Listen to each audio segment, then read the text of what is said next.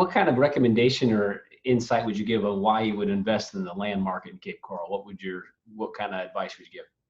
Yeah, that's a good question, Mike. Right now, I would say, you got to kind of follow, where the growth is.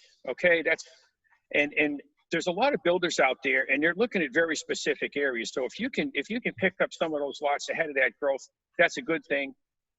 That's where you're going to be able to, you're going to sell it. But when I made a lot of money, when I was picking up lots and people wanted to dump it, part of the thing was as soon as somebody would talk to me and say, hey, I want to sell these lots or that lots, before I even finished the sentence with them, I already had an idea who I was going to sell it to. I already knew where I could move that lot, So that would be my advice, is follow where that growth is. That'd be a really good thing to do. Now, we have an issue in some of the lots in the Cape, kind of unique to Cape Coral and maybe parts of Southwest Florida, but the burrowing owl. What kind of effect does that have on the value? How do you get rid of it legally? We know illegally how to do it. How do you get it? Yeah. Well, I just sold those lots on Skyline that I had, and one of the parcels had a burrowing owl on it. Now, it was at the corner of the lot, right on the corner, right on the property. And I bought the property, and like 3 months later, I found out that the owl's nest was on the record. It wasn't there when I bought it. But anyway, the person that I sold it to, the investor, the builder that I sold it to, it didn't even bother them because they knew what the rules were. It wasn't affecting how they would build that lot.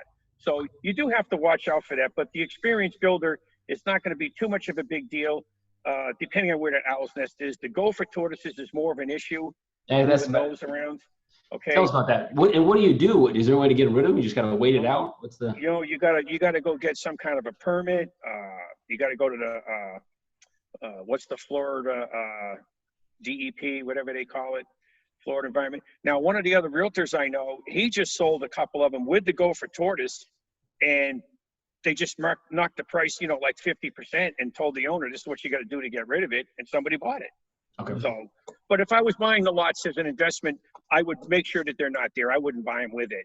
Why go through that? There's enough lots to choose from that you really don't need to buy one that's got the owl's nest or gopher tortoise on it.